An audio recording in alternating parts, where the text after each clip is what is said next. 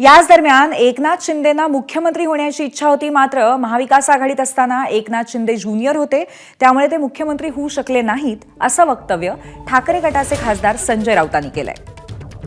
त्यांना मुख्यमंत्री व्हायची इच्छा होती, त्यावेळेला महाविकास आघाडीच्या प्रमुख नेत्यांनी सांगितलं की एकनाथ शिंदे फार ज्युनियर आहेत, त्यांच्या हाताखाली आम्ही काम करणार नाही, म्हणून एकनाथ शिंदे यांच्या बाबतीत विचार होऊ शकला नाही। एकनाथ शिंदे विधिमंडळ पक्षाचे नेते झालेच होते ना, पण महाविकास आघाडी आज जे त्यांच्यावर बसलेले आहेत,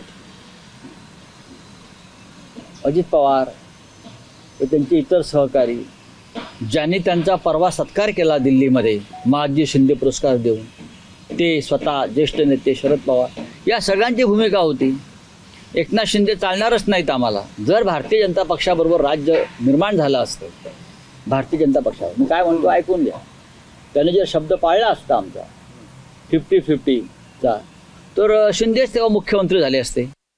भाजपने 50-50चा शब्द पाळला असता तर शिंदेच मुख्यमंत्री झाले असते। भाजपने शब्द पाळला नाही, म्हणून शिंदे मुख्यमंत्री झाले नाहीत, अशा पद्धतीचं वक्तव्य केलेलं आहे खासदार संजय राऊत यांनी। महाविकास आघाडीमध्ये शिंदे ज्युनियर आहेत अशा पद्धतीचा सूर होता आणि म्हणूनच शरद पवार आणि अजित पवारांना शिंदे मुख्यमंत्री नको होते।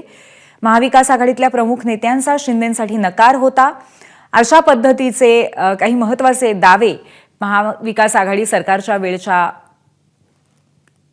निर्णयांबद्दल खासदार संजय राऊत यांनी केलेले आहेत। एकनाथ शिंदेंना मुख्यमंत्री होण्याची तेव्हाही इच्छा होती, परंतु महाविकास आघाडीतल्या प्रमुख नेत्यांचा या संदर्भात आक्षेप होता, त्यामुळे महाविकास आघाडीच्या काळामध्ये ते मुख्यमंत्री होऊ शकले नाहीत। तसंच भाजपने जर 50-50चा शब्द त्यांच्या कार्यकाळात पाळला असता तर तेव्हा सुद्धा ते कदाचित मुख्यमंत्री होऊ शकले असते, अशा आशयाचा एक रोख त्यांनी व्यक्त केला। एबीपी माझा, उघडा डोळे बघा नीट।